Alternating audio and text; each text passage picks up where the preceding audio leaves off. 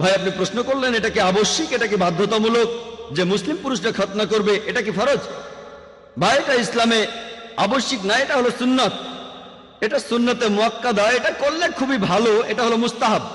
আর ইসলামে খতনা দেওয়াটা হলো সুন্নত, এটা ফরজ না। তবে খতনা দেওয়ার অনেকগুলো কারণ আছে। আমি একজন ডাক্তার হিসেবে এই সুন্নতে খতনার উপরেই পুরো একটা লেকচার দিতে পারি, তবে এটা প্রশ্নোত্তর পর্ব, আমি তাই সংক্ষেপে বলছি।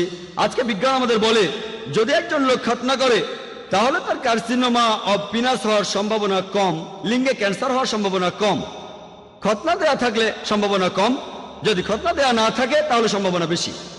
বেশ কিছু রোগ আছে যেগুলো প্রতিরোধ করা যায় যদি খতনা দেয়া থাকে। খতনা দেওয়ার সময় প্রেপিউসটা কেটে ফেলা হয়, অর্থাৎ লিঙ্গের ফোরস্কিন কেটে ফেলা হয়।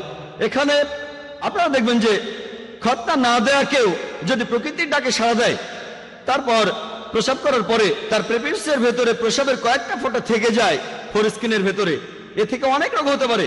চুলকানি হতে পারে, শরীরের ত্বকে প্রদাহ হতে পারে, হতে পারে পেপলোসাইটিস। খতনা করলে এইসব রোগকে প্রতিরোধ করা যায়। আর এছাড়াও আমরা প্রসাব করার পরে পানি দিয়ে ধুয়ে নিই, এভাবে রোগকে প্রতিরোধ করি।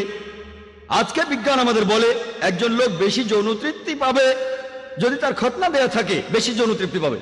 এছাড়াও খতনা দেয়া থাকলে আপনার ত্বকে বিভিন্ন রকম ইনফেকশন হওয়ার সম্ভাবনাও কম।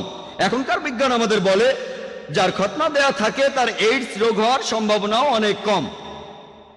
এইডসের ভাইরাস খুবই তাড়াতাড়ি ছড়াবে যদি খতনা করা না থাকে।